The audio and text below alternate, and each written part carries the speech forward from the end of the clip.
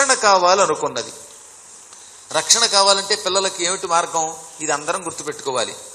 చిన్నపిల్లలకి ఎప్పుడైనా గండం వస్తూ ఉంటే, చిన్నపిల్లలకి ఏదైనా ప్రమాదం వస్తూ ఉంటే వెంటనే తల్లులు తండ్రులు ఆవు మూత్రంతో స్నానం చేయిస్తే ఆ పిల్లాడుకున్న గండం తొలగిపోతుంది. ఇంక వేరే ఎక్కడికి వెళ్ళక్కర్లేదు. మనం ఆ విషయం తెలియక అజ్ఞానంలో పడిపోతున్నాం.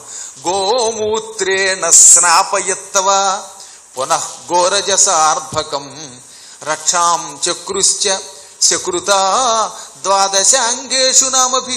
గోమూత్రంలో అనేక శక్తులున్నాయి. ఒకటి, చిన్నపిల్లలకి గోమూత్రం రాసి స్నానం చేయిస్తే అటువంటి వాడికి చర్మకాంతి బాగుంటుంది.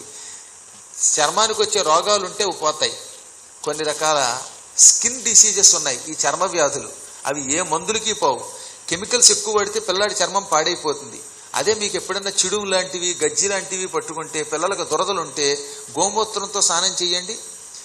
ఒక ఆవిడ నా కాళ్ళకి ఎలర్జీ అని వచ్చింది పాపం. అన్న వాళ్ళకి ఒక సూచన, 7 రోజులు విడిచిపెట్టకుండా గోమూత్రం పట్టుకెళ్ళండి.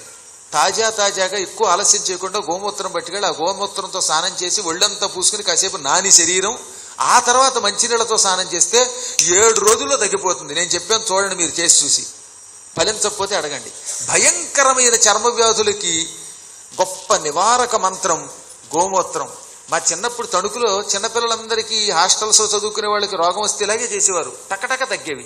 ఇప్పుడు అంత డబ్బులు ఖర్చు పెడుతున్నాం, ఎక్కడా రోగాలు తగ్గడంలా. గోమూత్రంలో అంత శక్తి ఉన్నది. ఒక్క చర్మ వ్యాధులు తొలగించడమే కాదు, చర్మానికి ఉన్న కాంతిని పెంచుతుంది. ఏమైనా ఈ భూతప్రేత పిశాచాలు లేక గ్రహదోషాలు ఉన్నప్పుడు చిన్నపిల్లలకి, ఇప్పుడు ఏదో మూల నక్షత్రంలో కాసేపు గండం ఉందనుకున్నాం, లేదా ఫలానా ఏదో రోహిణి నక్షత్రం అంటే గండం ఉంది, లేదా భరణి నక్షత్రానికి ఇంత గండం ఉంది. ఆ గండం ఉన్నప్పుడు ఈ గోమూత్రంతో 7 రోజులు స్నానం చేయించి, ఆ తర్వాత మామూలు నీళ్లతో స్నానం చేయించి, అంటే ముందు గోమూత్రం చల్లాలి, ఆ తర్వాత శుభ్రజలంతో స్నానం చేయించి ఇంత విభూతి పెడితే 7వ రోజు తర్వాత నుంచి వాళ్ళకి మహర్జాతకం అంటుకుంటుంది. అలాగే ఇంకేమైనా కష్టాలు వస్తే ఆవు పేడ ఆవు మూత్రం కలిపి దాన్ని ఒక 5 నిమిషాలు ఒంటికి రాసుకుని, ఆ తర్వాత ఒక పావు గంట తర్వాత స్నానం చేస్తే, రాసుకునేటప్పుడు కనీసం ఒక 5 నిమిషాలు తీసుకోవాలట. అంటే ఈ గోమూత్రం ఈ గోమయం ఒంటికి రాసుకోవడానికి మినిమం 5 మినిట్స్ టైం తీసుకోవాలి. ఏదో ఇలా రాసుకుని వెంటనే స్నానం చేయకూడదు. రాసుకోవడానికి 5 నిమిషాలు, రాసుకున్నాక శరీరం పావు గంట నానాలి. అప్పుడు స్నానం చేస్తే అటువంటి వాళ్ళకి భయంకర ఈ గ్రహదోషాదులన్నీ తొలగి సకల శుభములు కలుగుతాయి.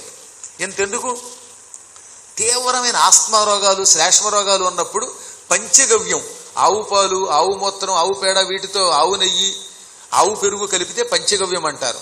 దాన్ని ఎంత పెసరు తీర్థంగా తీసుకోండి, వెంటనే కంఠంలో ఉన్న శ్లేష్మం పోయి ఎంత ఆరోగ్యం వస్తుందో. ఇవన్నీ ఆయుర్వేదంలో ఉన్నాయి. వాటిని చంపేసి పనికిమాలిన మందులు మనకు అంటగడుతున్నారు. మన సంప్రదాయాన్ని మనం చేజేతులారా దెబ్బ తీసుకుంటున్నాం. ఈ రోజు నుంచి మీరు గుర్తుపెట్టుకోండి, చిన్నపిల్లలను ఇంట్లో ఈ పని చేయండి. భవిష్యత్తులో గర్భవతులు ఎవరైనా పిల్లలు పుడితే ఈ గోమూత్రం రాయించండి. వాళ్ళ జాతకం ఎంత బాగుంటుందో చూడండి. ఏ గండాలు వచ్చినా ఆ గండాలు గడిచి పిండం బయటపడుతుంది, శుభం కలుగుతుంది. అందుకనే యశోద మొదలైన వాళ్ళు గోమూత్రంతో స్నాపయత్వ స్నానం చేయించారు.